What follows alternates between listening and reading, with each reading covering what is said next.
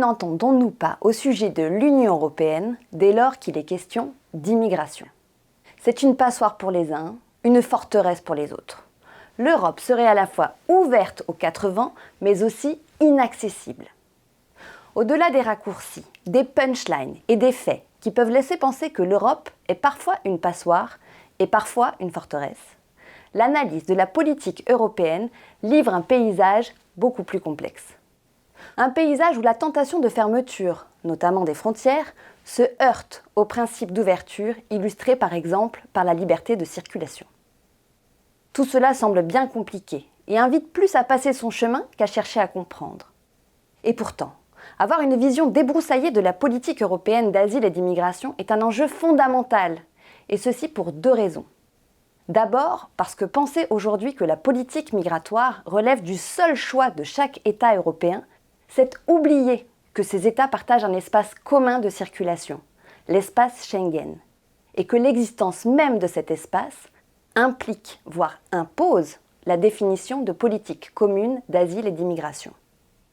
La seconde raison, c'est que la politique européenne d'asile et d'immigration est au cœur d'enjeux déterminants pour l'Union européenne et pour ses États membres. Ceci à plusieurs titres. Au plan politique, pour commencer, car la migration et sa gestion sont devenues une source de profonde division entre États européens.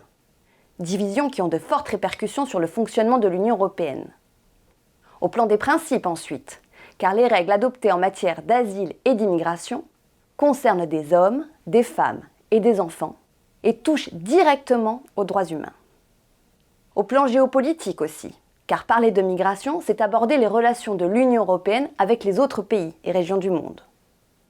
Au regard de notre avenir enfin, car la politique migratoire est au cœur d'enjeux déterminants tels que le déclin démographique, le vieillissement de l'Europe ou les mouvements de population liés au changement climatique.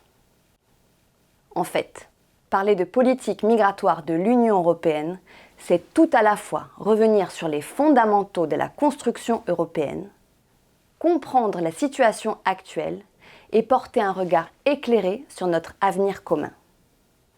Mais parler de politique migratoire européenne, c'est aussi, et peut-être avant tout, faire le pari d'aborder une matière sensible, voire explosive, de manière pédagogique pour doter les jeunes et les moins jeunes d'éléments de compréhension indispensables à l'écriture du futur de l'Europe. C'est donc pour vous et avec ces convictions que chercheurs et associations d'éducation populaire ont conçu la mallette Questions de migration.